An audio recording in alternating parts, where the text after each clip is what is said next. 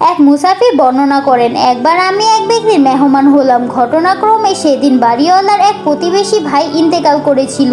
বাড়িওয়ালা আমাকে বলল, আমি মাইয়েতের ভাইকে সান্ত্বনা দিতে যাব, তুমিও আমার সাথে চলো। আমরা মাইয়েতের বাড়িতে গিয়ে তার ভাইকে অনেক সান্ত্বনা দিলাম, কিন্তু কিছুতেই তার আহাজারি কমলো না। পরে আমরা তাকে বললাম, হে আল্লাহর বান্দা, তুমি আল্লাহকে ভয় করো এবং এই কথা বিশ্বাস করো যে মৃত্যু সবার জন্য অপরিহার্য। সবার জীবনেই তার নির্দিষ্ট সময় আগমন করবে। জবাবে সে বলল, তোমরা যা বলছো তা একদম সত্য, কিন্তু আমি মৃত্যুর ভয়ে কান্না করছি না। আমার মৃত ভাই সকাল সন্ধ্যা যেই মুসিবতে লিপ্ত আছে, আমি তার কথা মনে করে পেরেশান হচ্ছি। আমরা আশ্চর্য প্রকাশ করে বললাম, তুমি কেমন করে জানলে যে তোমার ভাই সকাল সন্ধ্যা মুসিবতে আছে? তুমি কি গায়েবের খবর জানো? সে বলল, আমি গায়েবের খবর জানি না, তবে আমার ভাইকে দাফন করার পর কবরের ওপর মাটি দেওয়ার সময় আমি কবরের ভেতর থেকে একটি আহ শব্দ শুনতে পেলাম। সাথে সাথে আমার ভাই বলে ডেকে উঠে কবরের ওপর থেকে মাটি সরাতে লাগলাম। উপস্থিত লোকেরা আমাকে এই কাজে বাধা দিলে আমি পুনরায় কবরের মাটি ঠিক করতে লাগলাম। এমন সময় কবর থেকে আবারও সেই আওয়াজ আসলো। আমি আবার আমার ভাইকে ডেকে কবরের মাটি সরাতে লাগলাম। এবারও লোকেরা আমাকে বাধা দিলে আমি পুনরায় কবরের মাটি ঠিক করে দিলাম, কিন্তু তৃতীয়বারের মতো কবর থেকে ওই একই আওয়াজ আসলে আমি বললাম, আল্লাহর কসম, আমি এবার অবশ্যই কবরের মাটি সরিয়ে ফেলবো। তারপর আমি ক্ষিপ্ত হয়ে কবরের মাটি সরিয়ে দেখতে পেলাম আমার ভাইয়ের কোমরে একটি আগুনের বেড়ি জড়িয়ে আছে এবং তার তীব্র দহনে গোটা কবর যেন ঝলসিয়ে যাচ্ছে। আমি তার কোমর থেকে ওই বেড়ি ছাড়িয়ে নেবার উদ্দেশ্যে হাত বাড়ালাম, সাথে সাথে বেড়ির স্পর্শে আমার হাতের আঙ্গুল খসে পড়লো।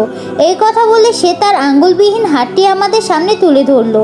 আমি হযরত আউজারি রহমাতুল্লাহ কাছে গিয়ে জিজ্ঞাসা করলাম, হে আবু ওমর, কত ইহুদি, নাসরা ও কাফের মৃত্যুবরণ করেছে, তাদের বেলায় তো এইরূপ আযাবের ঘটনা দেখা যায় না, কিন্তু ওই ব্যক্তি তো ঈমান ও ইসলামের ওপর ইন্তেকাল করেছে, তাহলে তার কবরে এমন আযাব হচ্ছে কেন? জবাবে তিনি বলেন, কাফেরগণ চিরদিন জাহান্নামের আগুনে জ্বলতে থাকবে, এই কথা আগেই জানিয়ে দেওয়া হয়েছে, সুতরাং তাদের অবস্থা দেখানোর কোনো প্রয়োজন হয় না। আর মুসলমানগণ ঈমানের ওপর মৃত্যুবরণ করলেও তাদের কৃত অপরাধের জন্য শাস্তি ভোগ করতে হবে, তাই তাদেরকে সতর্ক করার জন্য মাঝে মধ্যে কিছু দৃষ্টান্ত দেখানো হয়। আয় আল্লাহ, তুমি মেহেরবানি করে আমাদের সকল গুনাহ মাফ করে দাও, আমিন।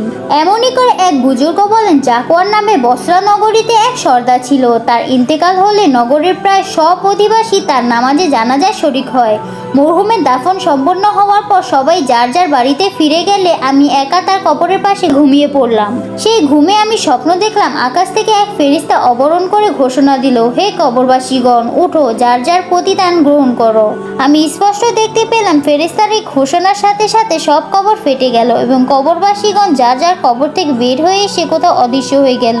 কিছুক্ষণ পর আবার তারা কোথা থেকে যেন ফিরে আসলো। এই সময় তাদের সাথে আমি জাকওয়ানকেও দেখতে পেলাম। কয়েকজন গোলাম তাকে ধরে কবরে নিয়ে আসলো। এক ফেরেশতা তখন উচ্চস্বরে বলছিল, এই ব্যক্তি নেক বান্দাদের অন্তর্ভুক্ত ছিল, এক চক্ষুর কারণে তাকে বহু মুসিবত ও পরীক্ষার সম্মুখীন হতে হয়েছে, তার সম্পর্কে আল্লাহ পাকের হুকুম কার্যকর করা হোক। উপরোক্ত ঘোষণার পর তাকে জাহান্নামের নিকটবর্তী করা হলো। তারপর কোথা থেকে একটি সাপ এসে তার মুখে দংশন করলো, সাথে সাথে বিষের তীব্রতায় ধ্বংসিত স্থানটি কৃষ্ণবর্ণ হয়ে গেল। এই সময় আবার আওয়াজ আসলো, হে জাকওয়ান, তোমার কোনো আমলই আল্লাহ পাকের কাছে গোপন নয়, ওই এক চোখের কারণে তুমি এই প্রতিদান পেলে, যদি আরো অধিক পাপ করতে তবে তোমার প্রতিদানও আরো ভয়াবহ হতো।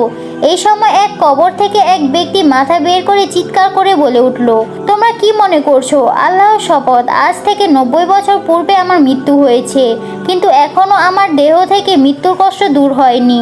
তোমরা দোয়া করো যেন আল্লাহ পাক আমার উপর রহম করেন। গল্পটি এখানেই শেষ। গল্পটি কার কাছে কেমন লাগলো অবশ্যই কমেন্টে জানাবেন, আর ভালো লাগলে আমার চ্যানেলটিতে সাবস্ক্রাইব করে দেবেন। সবাই ভালো থাকবেন, ভালো রাখবেন। আল্লাহ হাফেজ।